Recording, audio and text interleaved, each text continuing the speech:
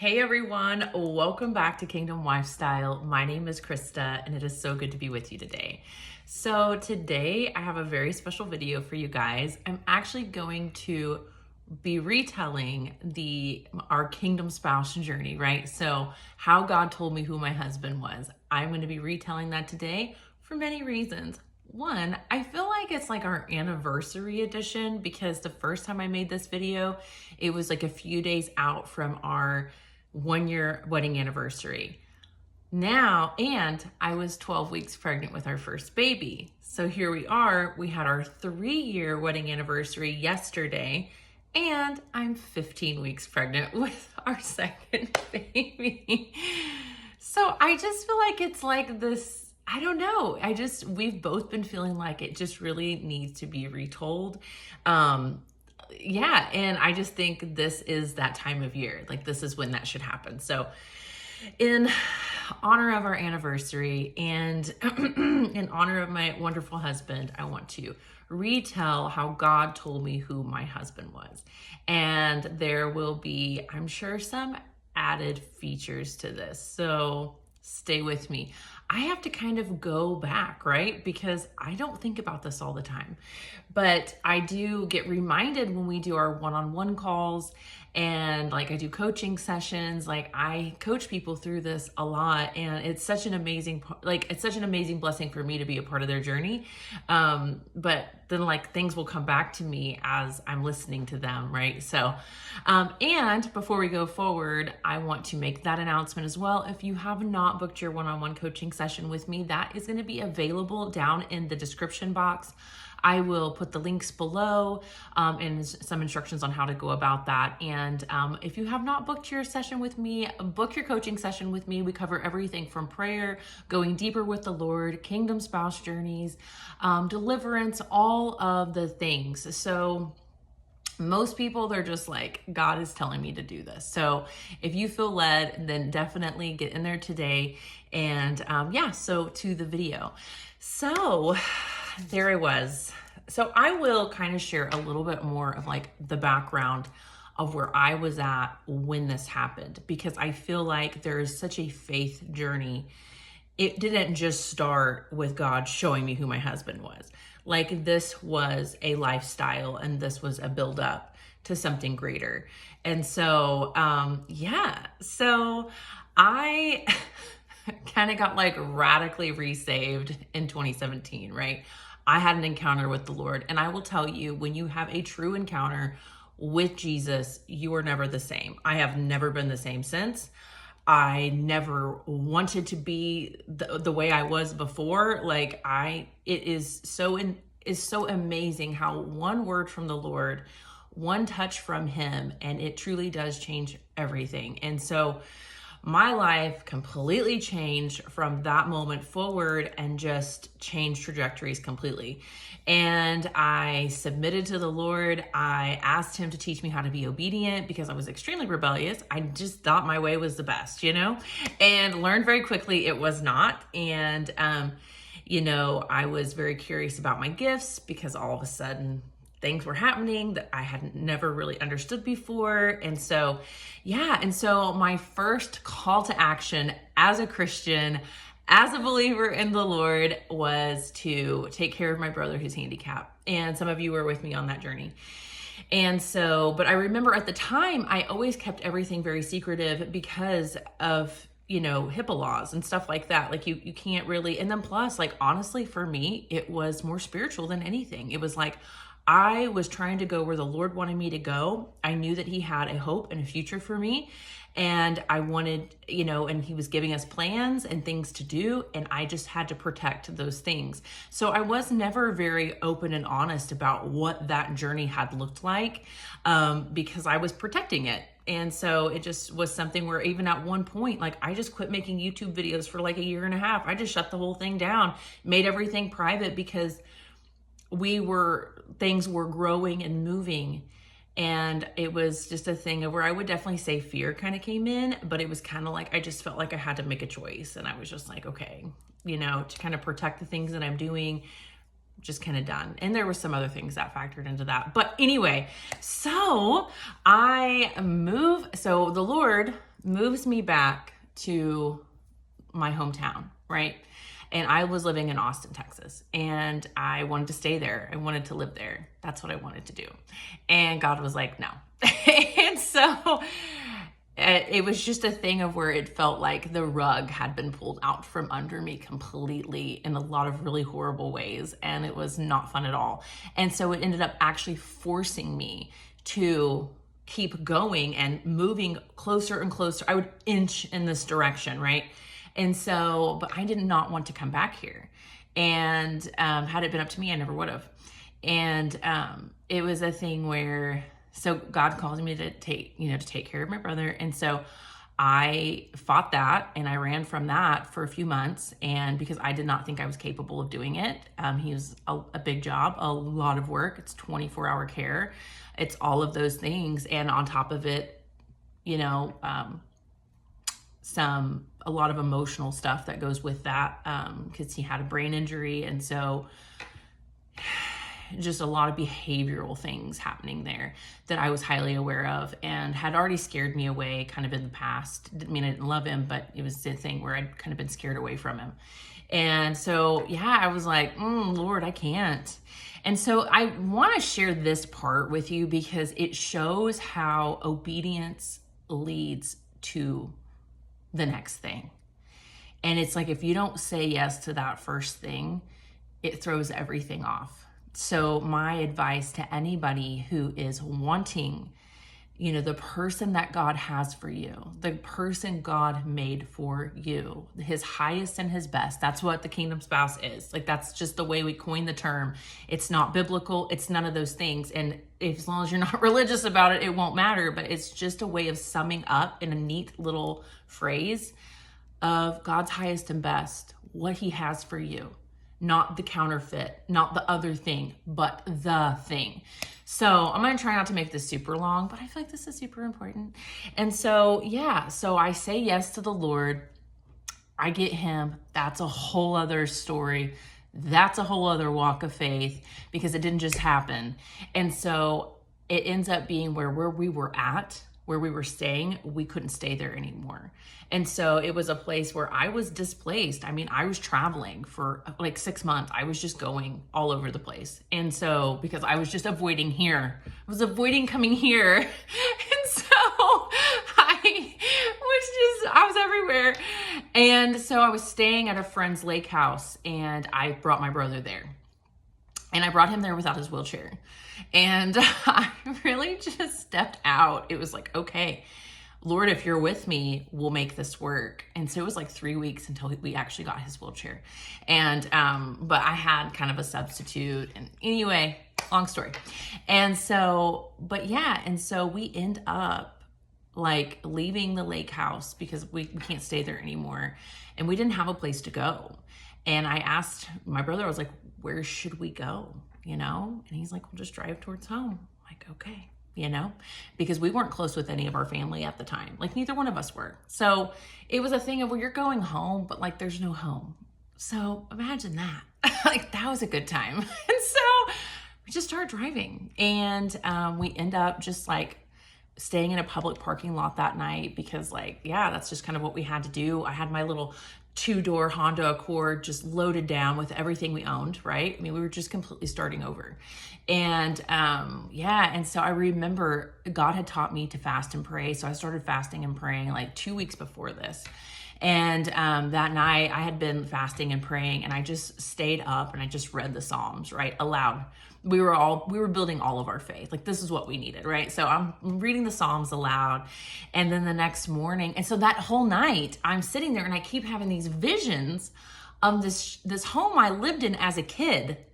And I see it and I see a for sale sign, not a for sale sign, I'm sorry, a for rent sign, because we rented it when I was little. And I keep seeing it. And it was just this little trailer house and I keep seeing it. And I'm like, okay. So the next morning I'm like, hey, do you want to go out by the old house? And, and it's crazy because that was like the last time I remember my brother even walking was on that property. And I was, he got injured when we lived on that property.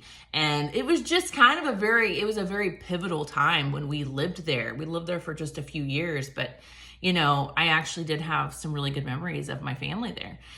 And so we go get some coffee, we drive out, and there it is for rent. And so I call the number, I call our old landlord, and we rent from him. So that was how that even started. And so it was just all by faith, and it was all being obedient. And I remember like when we moved in, I was just thinking like, Lord, okay, now I really need you to walk with me the rest of this way, because I have no clue what we're going to do now. You know what I mean? And God would prosper us. He would, we would end up building 2 houses side by side on a beautiful like land. I had, like my little miniature farm. Like I had my animals and my horse and had all this stuff within just a couple years. Things changed dramatically, and it was all a walk of faith, because there was nothing in real time that said any of that was going to happen. It was just God opening up doors. It was walking through those doors. It was being obedient in those seasons of hardship and of times of where I didn't understand why he had brought me back here.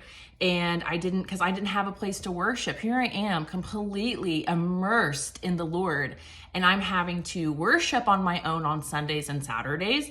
I'm Shabbating. Everybody thinks I'm crazy. Even my family, I talked to them about Shabbat and about, the things that I felt like God was revealing to me about, us being grafted in, and just they're just calling me like a Jew. They're like, okay, so you're Jewish now? And I'm like, no, newsflash, Jesus is the Jewish Messiah. He doesn't follow our Americanized Christianity. We follow him and his Jewish roots. And so God was just showing me this stuff. I thought maybe I'm crazy. I don't know. Everybody acting like I was crazy.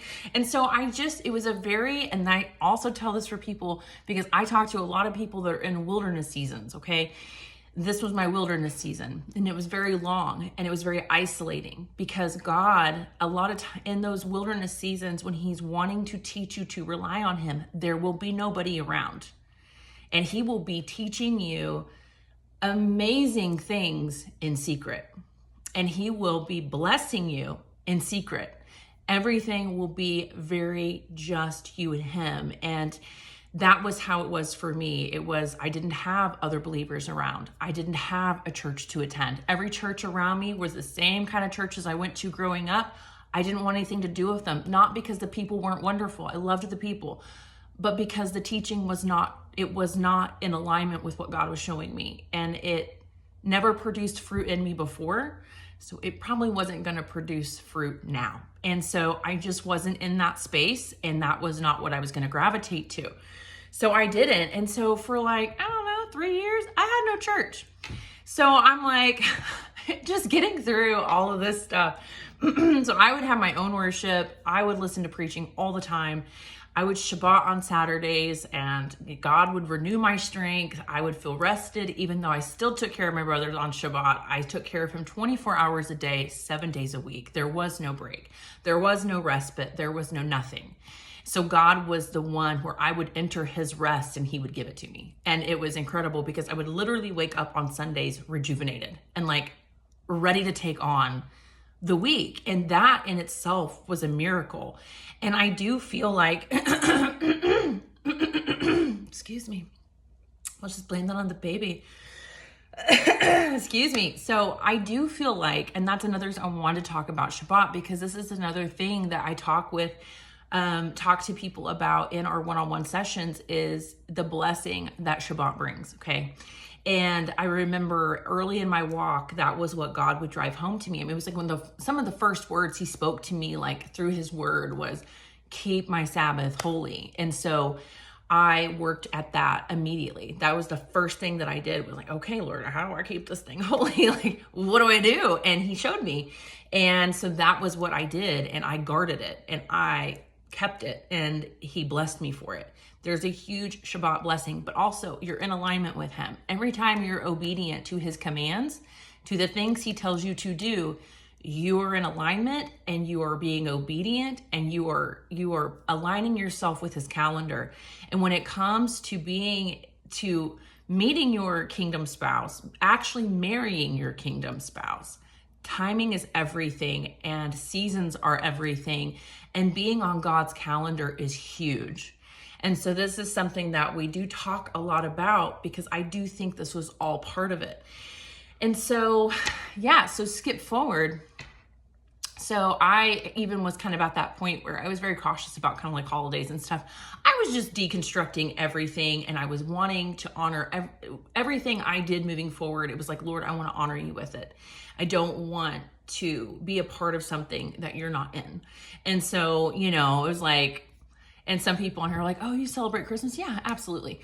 Now, but the thing is I didn't for a minute, and I prayed about it a bunch. And that was whenever God showed me the feasts, right?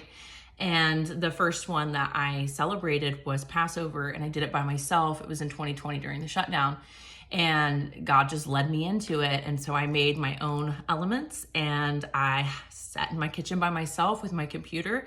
And the church that I ended up attending, that was the one who was sending me the emails about Passover, and was just kind of blowing my email box up with these things about Passover. And I felt like God was saying, I want you to do this. And so it was a thing, like in a nutshell, once I picked up the days that are holy to the Lord, and that were meaningful to him, and that he said to always do and to never not do, that was when I really got on his calendar. And when I got on his calendar, that's when he's like, now I can bring the man, right?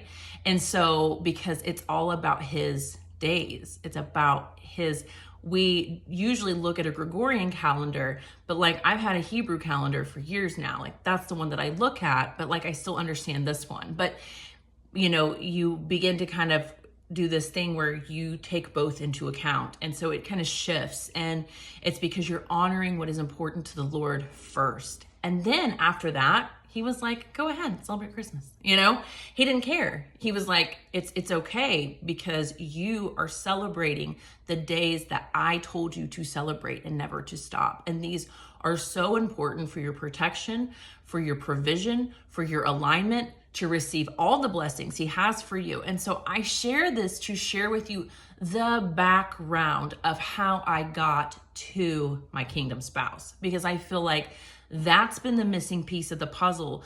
That's what I usually talk to a lot of people about, because there's a whole other part that led up to it, of actually that timing being right, because God was like, now you're where I want you to be. Now I can do with you what I want. And so that's why I share that. I'm going to move forward though. So in pursuit of the Lord, I told the Lord after I celebrated Passover, I said, because I realized that church I was following was 20 minutes down the road from me. And I was blown away, because they were talking about everything I believed, everything God had shown me. And they observed the feasts, and I watched some services, and I was like, okay, this is what I want. And I just said, okay, Lord, like when the shutdown's over, I'm going to go. Okay. He's like, okay. So I did. And yeah. And so that's where my husband was. So it was like in pursuit of the Lord and where he was leading me, because I was listening to him and being obedient and doing the things he was commanding me to do. That led me to where my husband was. It was not my husband yet. And so now we'll get into that story. So the first time I go, I make my friends go with me, because I'm not walking into that situation by myself. I had a lot of church hurt. I had a lot of churches just shun me as a child because I didn't dress the way they wanted me to, or I didn't wear my hair the way I should have, or I did, I provoked a man to lust by showing my elbows, like the most ridiculous man-made stuff. So I just had not been to a church in a long time, and I just needed some protection. So I made my friends go with me, and we go. And the moment I go in, I'm like, I remember Rabbi being like, welcome home. And I'm like crying, because like, I knew I was like, it really was. It was where I was supposed to be. And I knew that. And I was so excited to have a place to worship the Lord, a place to actually, have fellowship with other believers. Like I was so excited for just even the thought of that. And so, yeah. And then I soon after that see my soon-to-be husband, and I'm immediately just enamored. Like, he is just absolutely stunning and so gorgeous, and I just thought there's no way that that's single. But it looked like he was. And but he had 2 kids, and they were very small at the time, very small. They were like 3 and 5. And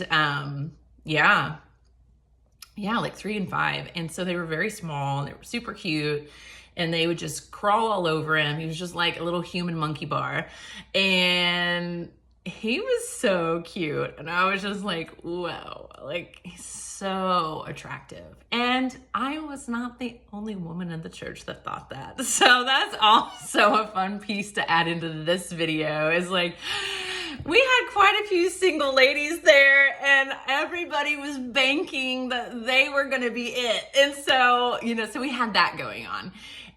But it was a thing where I was very hidden in that. I had been hidden for years in just all these seasons. Like, God was just doing a work, and it required isolation. It's the wilderness. It's just, you're not there yet. God is creating things in you that are so valuable that he's going to use later on, but it is absolutely born in a secret place. And that's where he keeps you. And so that's where I was hanging out.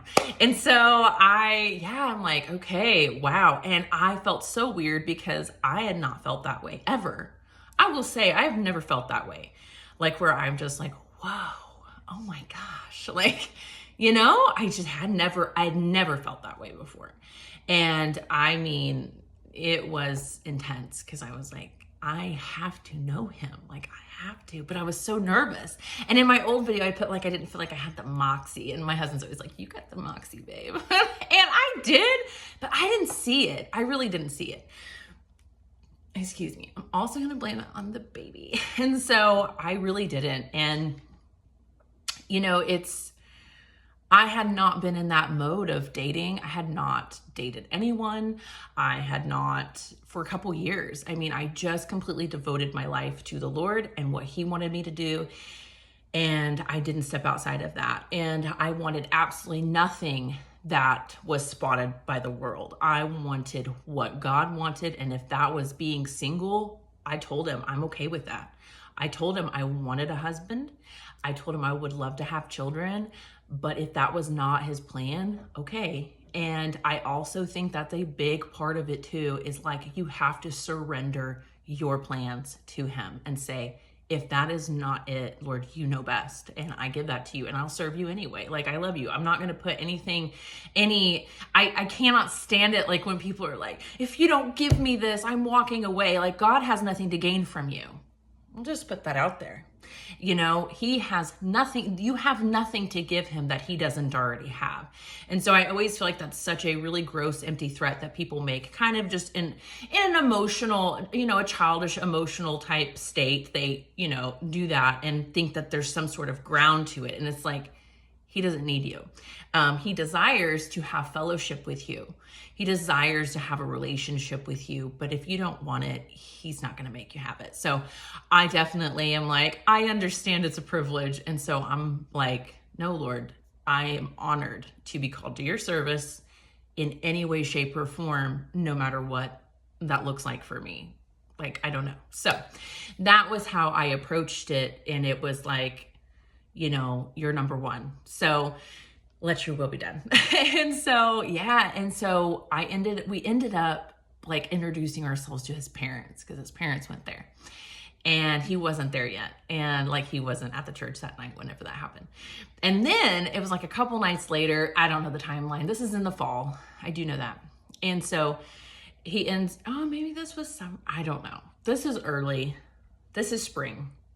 This is spring. Yeah, because we first went there in the spring. And so this is like spring, summertime, and where this kind of happens. And so I end up, my friends go over and they're talking to him one night. So I go over there. So this is actually the first time that I actually meet him And yeah, it was just kind of awkward. And so a lot of you have watched our videos, you know he's not weird at all, but it was just a thing where he was just very in a broken state still. He thought he had missed what God had for him. He had been through a lot of nastiness with a divorce, and he'd just kind of been through the ringer. So he was just kind of like, it's like we shook hands, said hi, that was about it. And it was just really kind of awkward, but I was still kind of excited because I'm like, we met, you know, it just felt different. I don't know, but it also felt really awkward because it was like, it just did. And so, yeah. And so then not a lot would happen after that. There came a point, and so there was like one point we all went out and ate after church, also extremely awkward. You know, it was just a thing where like we just did not know how to interact around each other. Like he had tons of walls up. I was just nervous, and I kind of just did not know how to be myself around him. And I would just kind of shut down too. And because I actually really liked him. So that was a problem for me. So we end up, so then fall comes, right? So then fall comes around, and my friend did like a lot of different stuff. And one of them was like pipe fencing, and they were wanting to put a pipe fence up at their lake house. And so they find out that he does this. And so they're like, hey, can you come out, look at it, like bid the work and come and do it.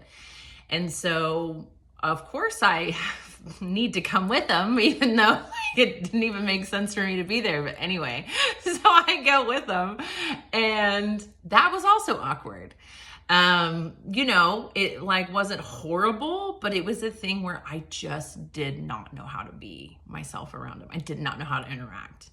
And so we just kind of like repelled each other in a way. But I remember like before I went out, I prayed, and I did know that it was going to be good. If that makes any sense at all. Like I did know that it was going to be good at some point. And like, it was just a knowing that I had. And so after that, I leave, right? And it was either like that day or a couple days later. It was right in that I was thinking about him, and I was worshiping, and he popped into my head, and God, I mean, in the stillest, smallest little voice, the Lord said, that is your husband. But I felt it. I knew what I heard. I know the voice of the Lord, right? And I was like, but it was so incredible that it was like, even I had a hard time really receiving that in the moment, because I'm like, could you say that one more time? Like, could you repeat that? Like, am I sure that I just heard what I heard? But I felt it. It was enough to bring me to tears. You know, like when you hear the Lord and you feel him, like his presence came into that vehicle, and he was with me. And I did, and I just continued to worship the Lord, and it was incredible. And so I was like filled with all of this faith, filled with all of this hope, all of this joy, like that's my husband, because I had wanted, it was just that next step for me. And I was so excited because I wanted a family, and I didn't know if God was going to give it to me, you know? And so I was just like, okay. So of course, when you get the word that like, you know, that's your husband, you think, okay, Lord, so like, now things pop off, right? Like now we start dating, and now things happen. So I think that, like, I think, okay, awesome. Oh my gosh, like, cause I like him so much already, because I just did, even though I felt kind of stupid for it, I still did. And so I was like, oh my gosh, like, okay, now it's happening. So we go, it's like during like the fall feast. So we go to a feast. I feel like it was that night, and I'm expectant, right? And nothing happens. And beyond nothing happening, like it was like you could feel that there was just like a separation, like that it was even more so. It felt like he lost all interest in that moment. Like it was tangible. I could feel it. And I was crushed. I was so crushed, because I could always feel that like I was on his radar, even though like I never could have proven it, because it was so like, he would just look back and like I could tell he was searching the room to see if I was there. Like it was just little stuff like that, but I could have never proved it. But like I knew that, and it was like I had fallen off the radar. Like you could feel it had happened. And he would confirm later that yes, he was looking for me. And so I was just crushed, and I really questioned if I had really heard the Lord. And I would grapple with that for a couple months because nothing happened.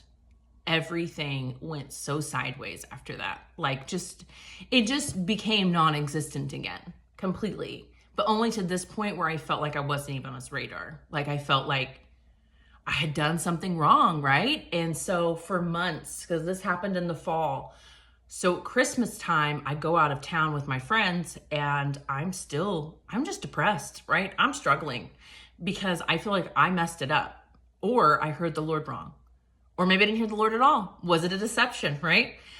And so I'm just sad. And so on this trip, the Lord tells me, what did he say? He said, he did not reject you. I hid your value from him. So I was like, oh, okay, cool. Awesome. Moving forward, great. Like I was so not okay feeling the way that I felt, that I was more than happy for me to have heard wrong, or whatever, like whatever it is. Either way, he didn't reject me. You hid my value. Cool. Moving on. And I felt healed. I felt restored. I felt so happy, and I completely forgot about the word. I moved on. And when I say moved on, I don't mean I opened up a Plenty of Fish account and started dating. No, I just continued my life. But only this time I wasn't sad anymore. I wasn't worried about it. I felt freed again. And so I just went about doing the Lord's work, doing my business, and forgot about what he had said. I just thought it was no longer a thing. I just assumed that, and I went with it, and I was actually happy with it. I was like, okay, that turmoil was way more than what I can handle. Don't want to deal with that. So continue to go to church, continue to see him at church, continue to ignore him at church. Like we would just not look at each other. I did everything I could to just stay as far away from where he was at as I possibly could. Like, I'm not gonna lie, I was a little, like, almost like that sadness had turned to a smidge of anger.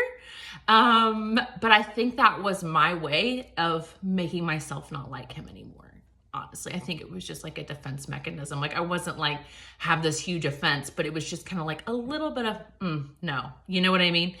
And so, but that was just a way of like me creating a boundary for myself of no, don't ever go down that road. And so yeah. And so then spring rolls around, and I'm kicking it at home, laying in my bed, watching YouTube, and all of a sudden this video pops up, and it said, "You are getting married soon, Genesis 2:22.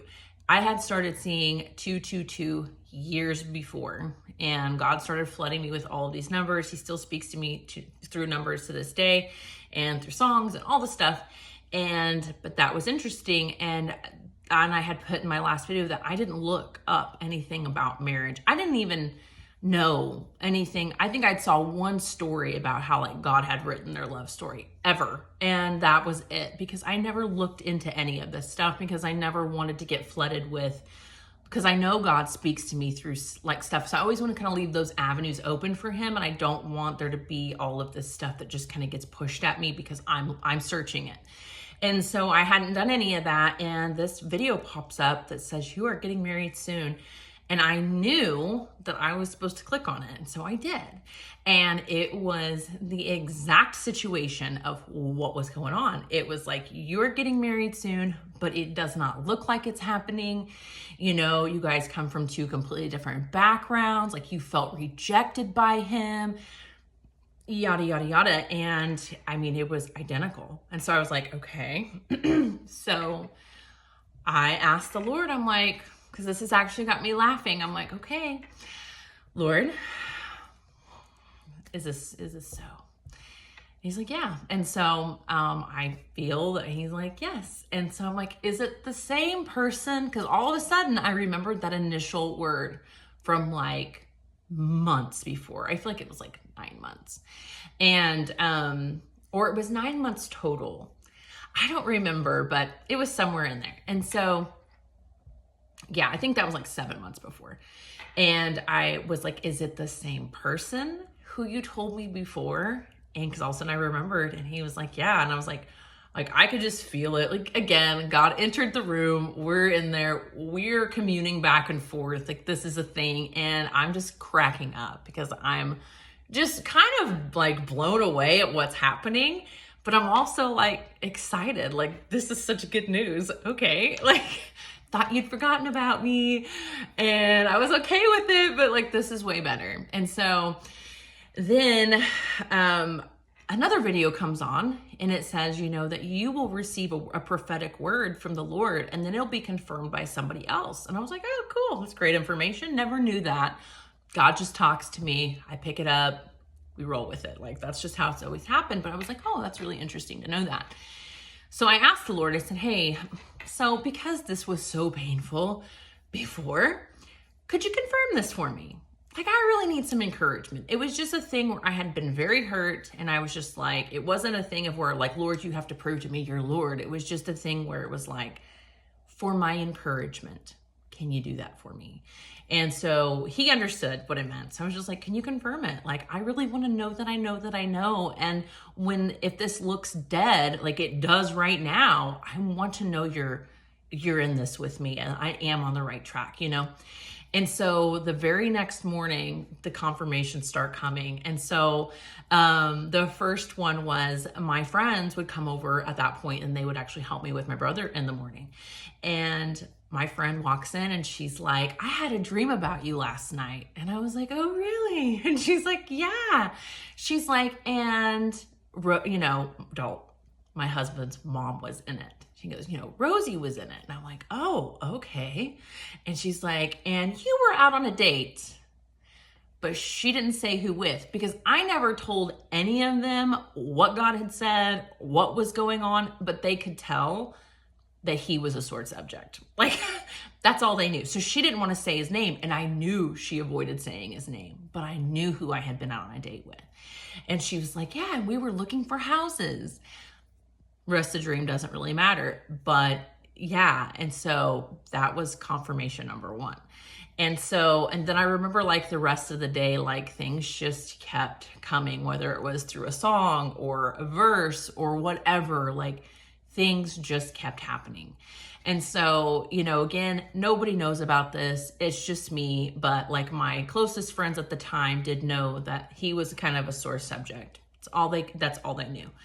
And I think they just knew that at one point I had a crush on him and they obviously saw nothing had happened. So I think it was kind of just one of those things that was kind of just an unspoken, like, okay, we're going to be gentle about this subject. And so, and so nothing happens immediately. But every time I would go to church, I would ask God, okay, Lord, can you please encourage me? I really need that tonight. Like, can you please give me a confirmation? And then I remember like coming from like helping my friend in the nursery and then like coming through the double doors into the sanctuary. And there he is at the very end of the aisle on the right-hand side, standing there looking at me. And like, it was just stuff that like, it was just God. And it was funny because later I asked him about that situation and he remembered it and he was thinking the same thing. Like, it was just funny because it was like this secret thing between me and the Lord, but like God was, you know, it was like these things were so, I don't know, to me, they were just so loud, even though to anybody else, they never would have noticed anything. And then like I had asked him another night at church, like, please, Lord, I just need encouragement. Like, please just give me something because like he's not doing anything. Like, you know, there's no number being exchanged. He's not asking me out on a date. He's not saying, oh, God spoke to me too, and I know I'm your husband. Like, none of these things are happening. And so he played a song for me and it was like that no, Isaiah like 54. I've done a video about it, but it's like, sing, oh childless woman, like extend your tent pegs and, build an addition, spare no expense. Like, you'll have more children than the woman with children, that verse. So there's a song and they were singing it, and the Spirit of the Lord just came over me, and I literally had to sit down in my seat with like just my head in my hands, and I was just crying because I felt him so strong. Like, when at that point in that season of that journey, God was ever present. Before, it was like crickets. Like, I would ask him something and nothing would happen. And so we're still not talking at this point. Nothing is actually happening between us, but the Lord is super active, right? So there's a lot happening with me and God. But I asked him, I was sitting in my room and I was like, okay, Lord, when is he going to talk to me? Like, what do I do? Like, do I talk to him? Like, what do I do next? And God told me, don't say a word. Let him talk to you. So I did not say a word. I let him talk to me. So they're doing like immersions, and like, since here we are, spring feasts, right? So we would do immersions, and I was doing like the bag check for the immersion. And he's like one of the last people that walk in. And so I check his bag, and I was like, I was just excited to touch the hem of his garment. I'm just kidding. But I was really excited. And so he comes in and he's got the kiddos, and I check his bag, and then they go to the immersion room, and there's TV, so I could actually see them going in the pool. And I just remember kind of like asking the Lord in that moment, like, this time next year, like, I want to be in there with him. And, and it was kind of like a declaration, but it was also kind of like a prayer.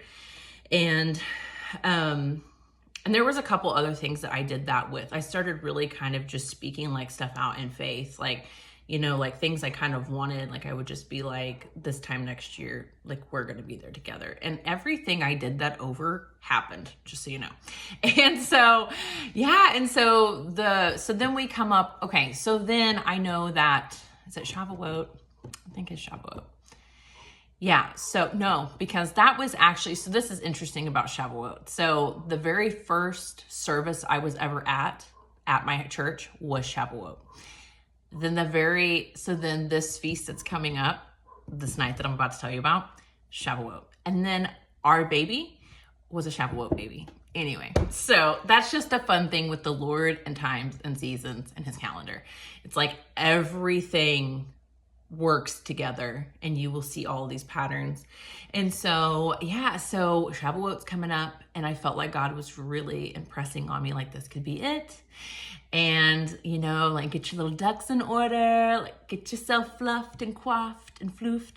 And so I did. And, and I got my hair done, and I picked out like the most perfect dress, and just really wanted to feel great that night. And I was hoping that night would be some sort of the night, like, maybe you would talk to me, maybe, I don't know. I just was like so hopeful, but I did feel like God was so in that with me. And I felt like he was just kind of walking me through things and preparing me for it, where it's like when the night came, like, I was just so confident and I was so excited. And so I go, and I'm wearing this long black dress, and I walk in, and I had this really cool tallit that was like super long. And so actually, if I put it over my head, it still hit the ground, which was really neat. So I looked like a little ghost walking around the church.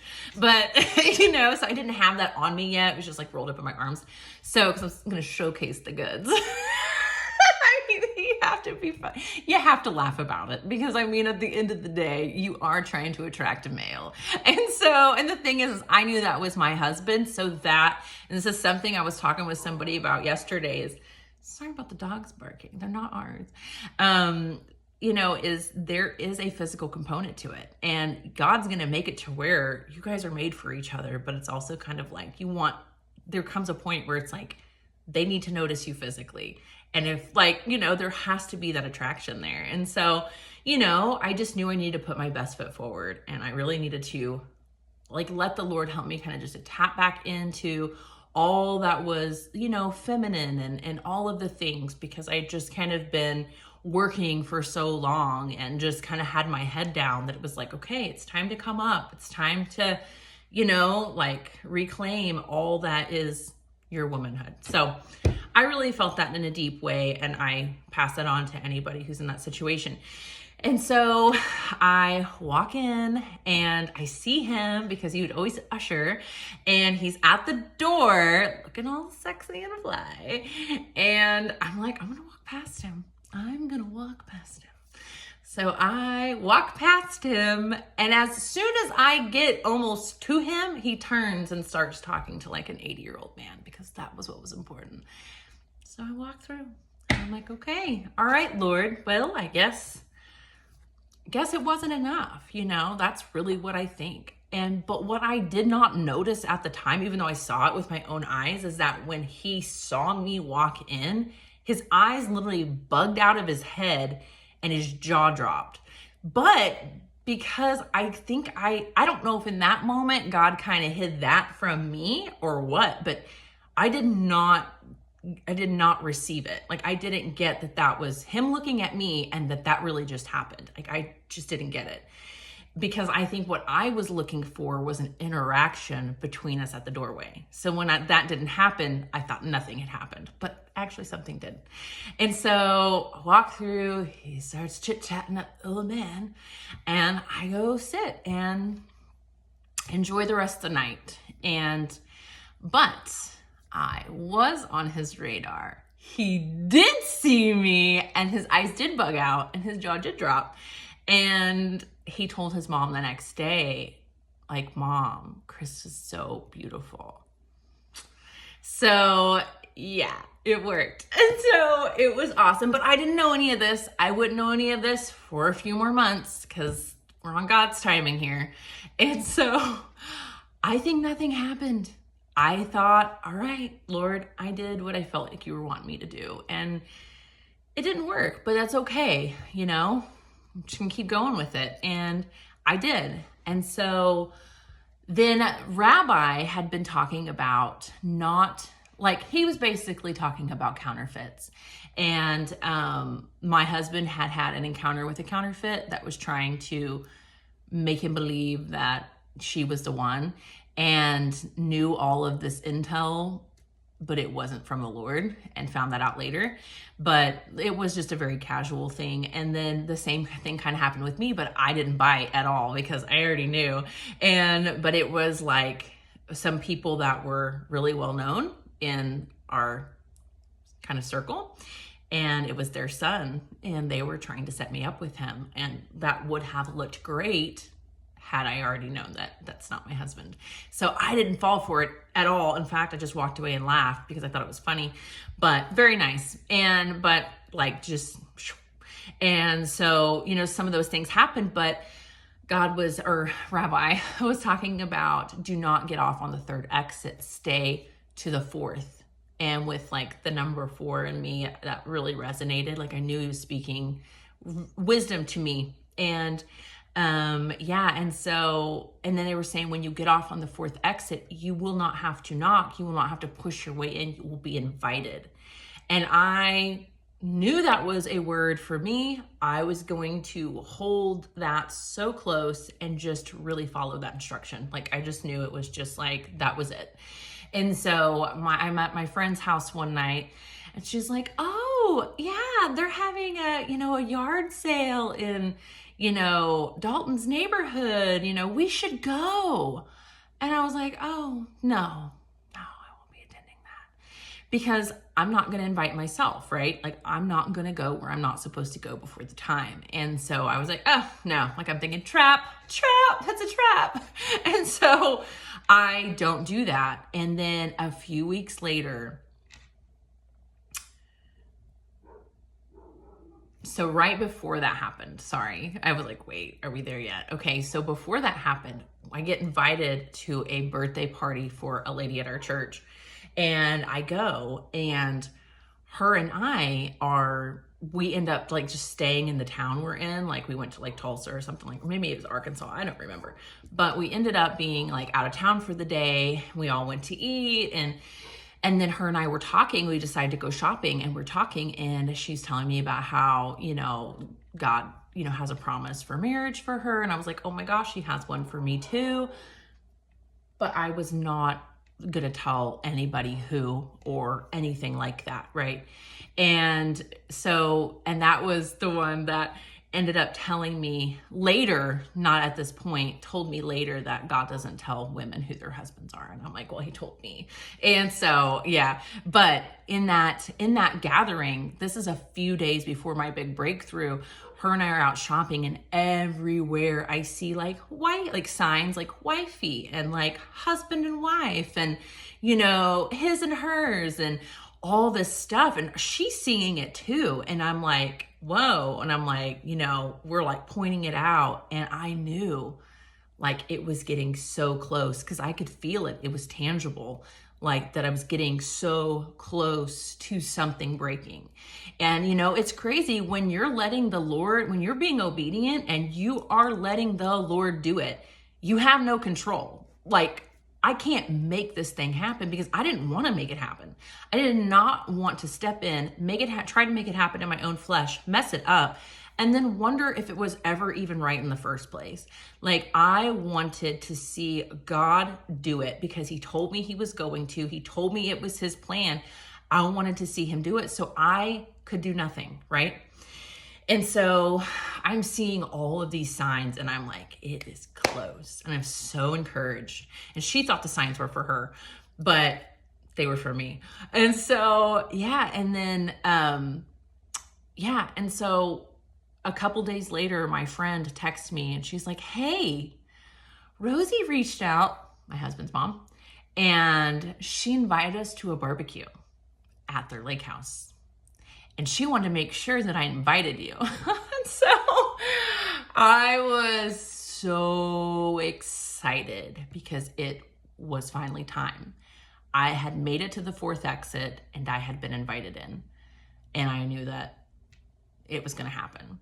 So it didn't happen that first day. It did, but it didn't. And so I remember, that morning of the barbecue, right? I'm freaking out. Fear starts to come in and I'm like going to war. I'm praying. I'm doing some stuff because I'm scared. All of a sudden it's go time. And like this fear just comes over me.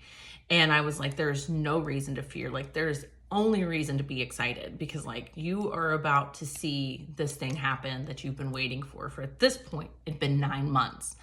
And so, which is also fun that every time I've made this video, I'm pregnant and it takes 9 months to have a baby, which is also just super fun. Anyway, God's really cool.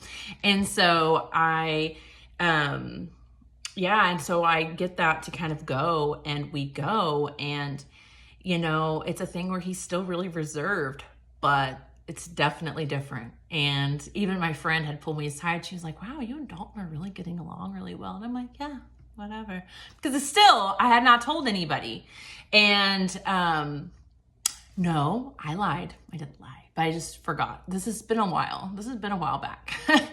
A few weeks before, no, was it after?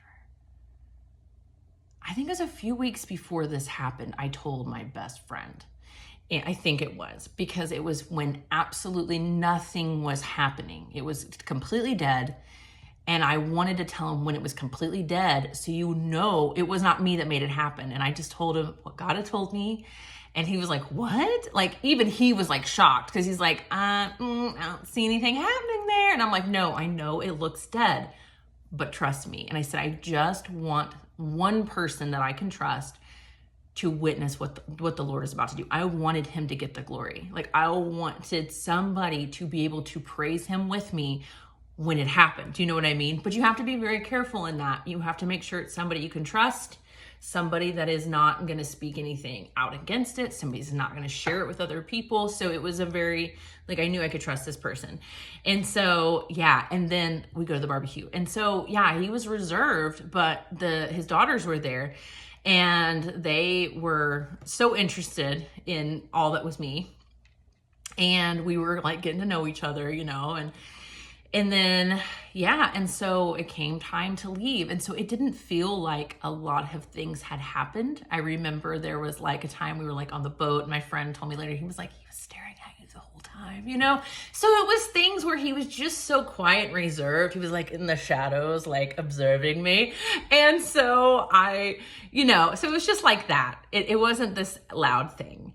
And so I remember it was like time to go. And I was like, and he had said, yeah, we should all do this again. Like he kind of piped up in the very end, like we should all do this again.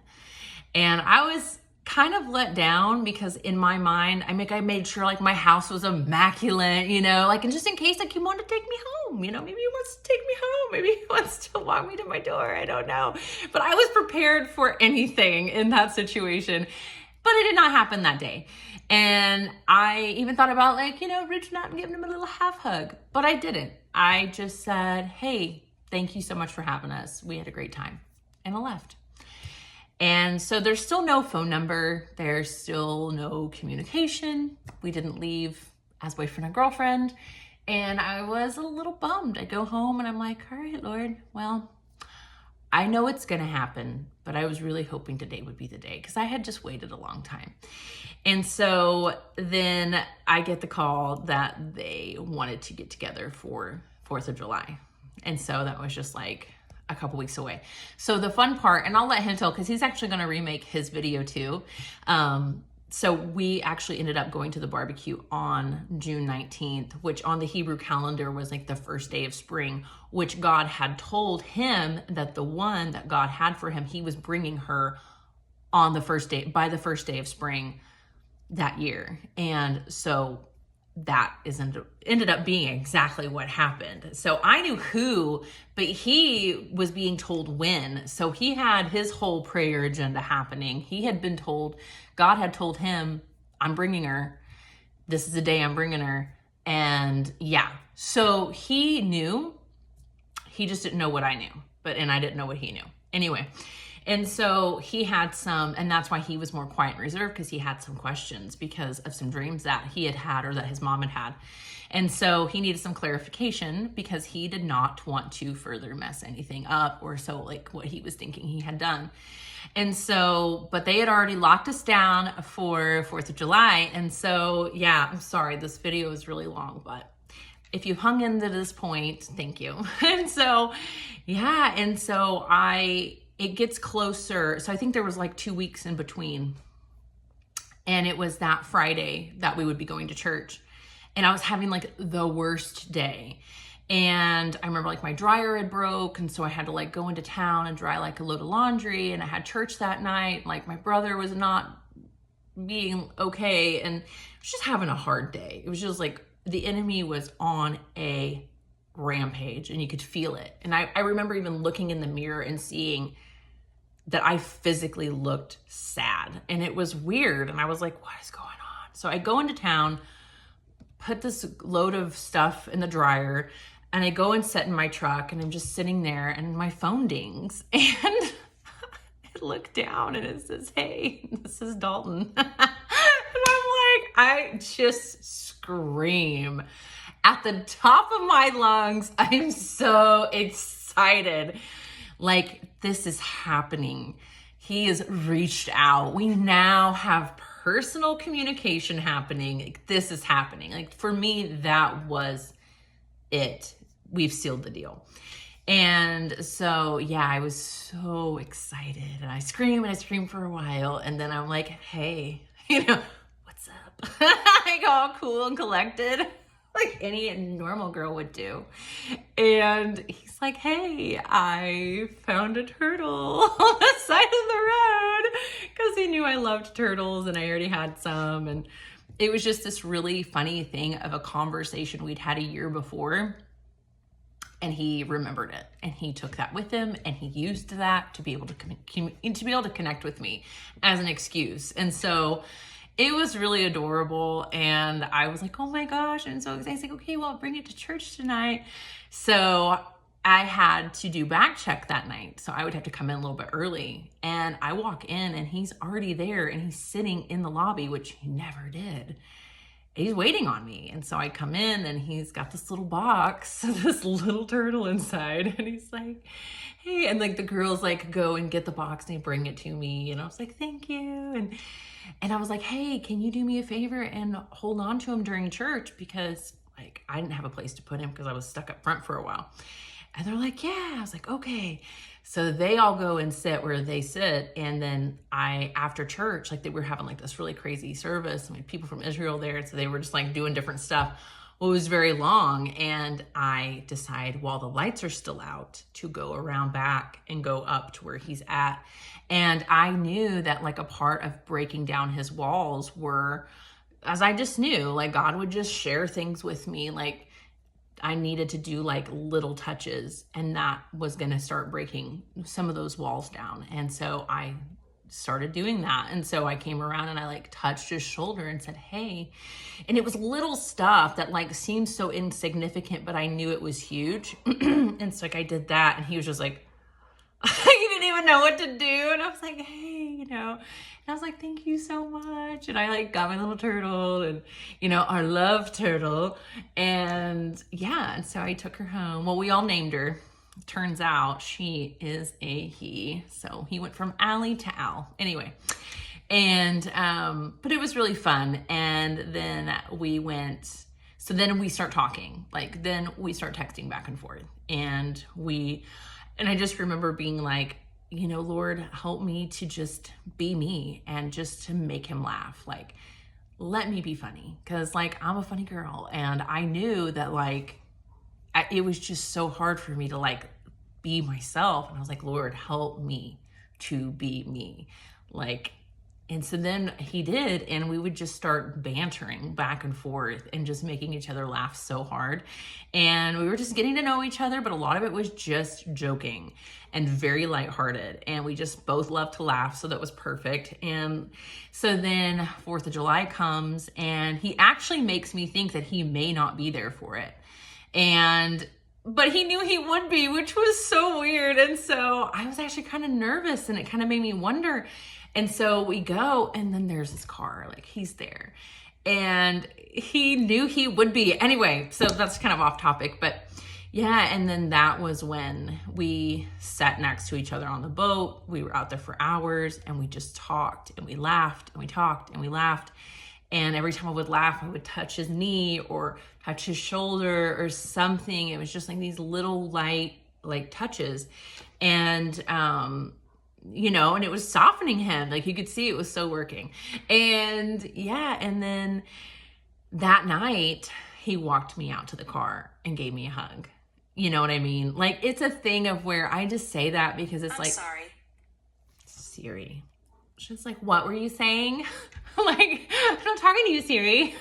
And so it's that thing where you want to, you know, you held back doing it your way. And then whenever you let God do it his way, it's so much better, because there's no question of, did I cross the line? Did I do that prematurely? Like, did he even want that? It's like, no, like he's like, let me walk you out, and like giving me a hug, and, you know, and then made plans with me that very next night. So actually 4th of July night, we, because that night that he walked me out, we watched the fireworks from the boat, and it was like super magical, like the craziest fireworks display I've ever seen in my life. It's like over $1 million that they spent on this, and it was like beautiful. And we're like falling in love in the back of the boat. Anyway, and then then he makes plans with me for the very next night, and that's actually the first time we were ever like alone. Well, kind of. The girls were sleeping, but they stayed asleep the whole time. And that was the night that he like told me I was his girlfriend. So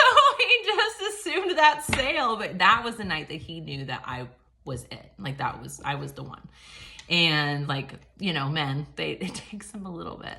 So it took him a couple days to really nail that one out, but he got it. And so, but it was really cute, and we had a blast. And yeah, and then we were together after that. Like we, you know, so that's it for the most part.